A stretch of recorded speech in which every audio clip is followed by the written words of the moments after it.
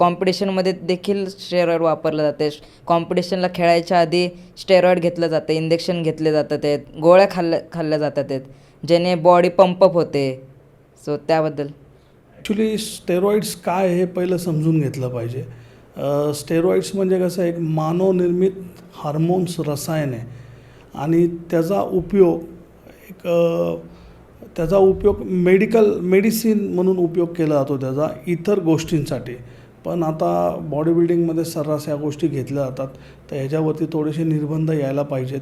ह्याचे खूप सारे साईड इफेक्ट्स आहेत, तरीसुद्धा मुलं घेत आहेत.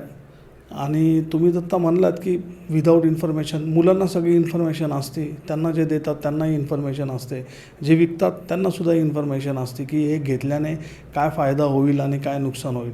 पण कसं आहे की त्यानंतर एक पोस्ट सायकल थेरपी करतात आणि त्यातून ते सगळं वॉशआउट करतात.